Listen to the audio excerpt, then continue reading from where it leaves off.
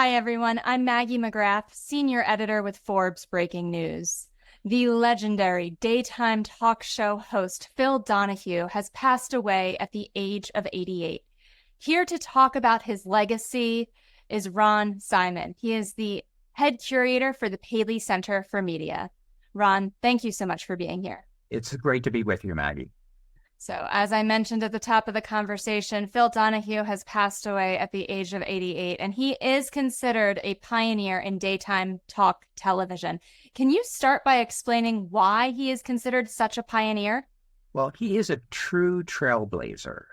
When he began his talk show in Dayton in 1967, there was very little of substance on the daytime talk show. It was more about trivia, housekeeping hints. And Phil decided he was going to do a show that dealt with issues. He was in Dayton, Ohio. He really couldn't get big Hollywood names to come to Dayton. So he decided, why don't I do a show of substance for the audience? For the most part, it was a woman at home audience. And he thought that this audience would really like to engage in a conversation about issues of the day. So from 67 on through the 90s, Phil changed the talk show format by having it deal with issues that were confronting America, issues of gender, of racism, of the counterculture, of the war. And they were all discussed in a unique way on Phil's show. And I had the pleasure of working with Phil on several different events at the Paley Center. And he was always congenial. He was such a perfect, engaged conversationalist. You could understand why, that he had a presence, a charisma that shined through on television and engaged the public. He was truly a remarkable individual who just changed the landscape of the talk show in daytime. When we talk about other changes, you mentioned the issues, right? So he brought real issues to the homes of Americans. I was also reading something, and I'd love for you to expand on this, about how he engaged with the studio audience in terms of asking for questions and perhaps roaming the aisles the way we used to see Ellen DeGeneres do. How would you describe his audience interaction and what that did for daytime television? Well, since he couldn't have important guests, he decided to make the audience a major portion of his show. It was audience participation, so that he would take his microphone and just go from aisle to aisle, talking to the people in the audience and really getting a sense of what America was thinking. I'd read one article said that this was the first time the silent majority in the Midwest actually had a venue to express their opinions. And I think that was unique about Phil, that he had an empathy with his audience and he was able to engage them to discuss some of the most personal and private issues. So you really got a snapshot of what America was thinking when you watched the Phil Donahue show. Now, you said you worked with him with a few Paley Center events, and obviously he was on television for decades.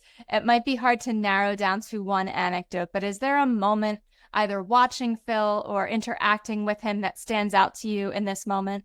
Well, it is just the way that he could communicate and just make everyone feel comfortable. You know, he was sort of quiet backstage, but once he got on our stage, it became a Phil Donahue talk show that people felt they were part of his world and they wanted to express themselves. So it was like Phil, wherever he went, it would become a Donahue talk show. He just had that engaging quality that very few have. And he had a presence that made everyone feel comfortable. Now, you mentioned the longevity of his career. I'm wondering, as he trailblazed in TV, as he kind of changed the format, you mentioned he was in Dayton. He didn't have access to the big Hollywood stars in the way he would if his studio were in Los Angeles. Was he an immediate hit, or did it take some time for audiences and studios and executives to warm up to him? Well, it took a few years. He started with one station, then the show was syndicated to 40. And I was looking at a TV guide from the early 1970s, and they said how Phil Donahue surprised the country. No one saw this coming. No one could predict that you could take daytime and make it a serious arena for talk.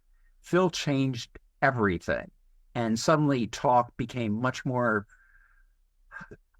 communal and about serious issues that people were reluctant to discuss, but they would tell Phil Donahue.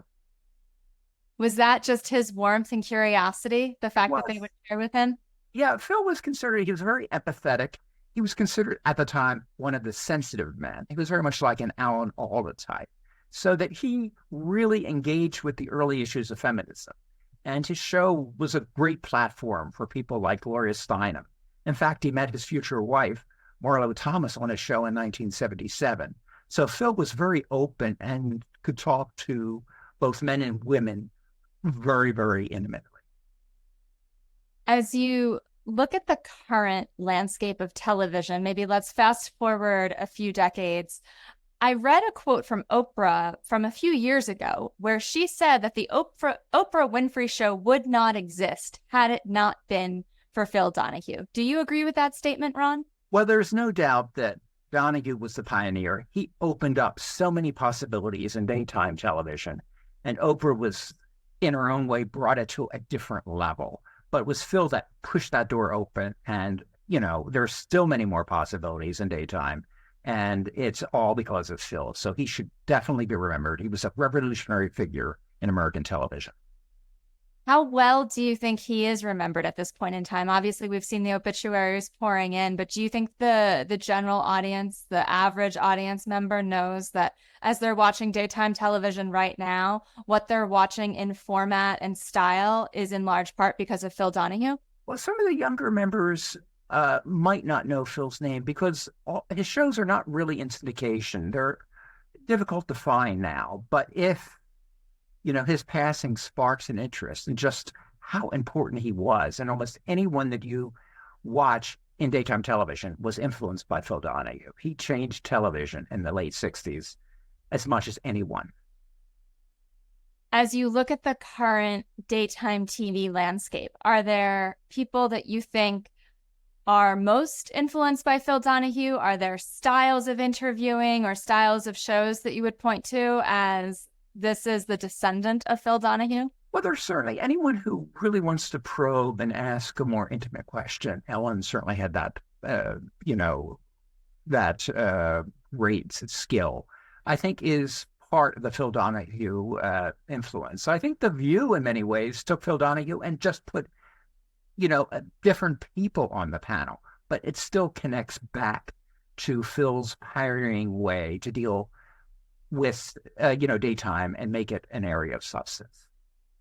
You mentioned he was the first to kind of listen to the silent majority in the Midwest, and we are speaking during a very divided and contentious election season where I think a lot of Americans are feeling unheard, perhaps invisible themselves. What would you advise those of us who ask questions for a living, those of us who have shows, daytime TV hosts? Are we doing enough to reach the silent majority or the folks who feel invisible? And if not, what should we take from Phil's playbook? Well, certainly Phil would have many different voices in the audience, and we had a lot of politicians on his show, and really get people different reactions to what a politician is saying or a president is saying. And I think that engaging in conversation with Phil was not just a quick soundbite. You were allowed to express yourself, then you could hear another opinion. So you really felt that you were hearing people talking. And I think that's very important, that you have to go beyond the soundbite to really get to how political issues are connecting with the daily life. Go beyond the soundbite. I love that so much because it's not just a 30-second clip that gets to the heart of issues, right? It's a dialogue between people, between groups of people. And then you have to have that, engaging personality like Phil that makes people want to open up and actually speak from the heart. And that's one thing that the empathetic Phil had in abundance, that he had a charming quality that you just wanted to be and talk to him. That's hard to do, especially, if I may, in 2024, when so many people, including regular TikTok users, have media training and seem to speak in sound bites. Now, you mentioned his show went into the 90s. How do you think he would finagle this current media environment and, in a sense, where everyone has a platform, everyone is a personality that kind of has their talking points? Well, I think he could have welcomed everyone into his tent. When he started, there was a dynamism about him. You felt Phil Donahue, and I think anyone that has that quality will succeed in television. And certainly, Phil just was an exceptional presence, and he would be a presence not only on television, but, in any type of social media. So that, Phil just had that special quality of engagement. We've covered a lot of ground, but any other final thoughts in memory of this pioneering television figure? I think that just watch his shows. That's the one great thing about the Paley Center. We preserve the programming. You can really get a sense of what made Phil special, that it is in the show, that there's something he just, came to life and brought a quality that you just don't see. So Phil Donahue was very special, and he revolutionized American television. And he will be missed. Yes. Ron Simon, thank you so much for your time today. We so appreciate it. All right. Thank you so much. And I'm always here if you have any questions.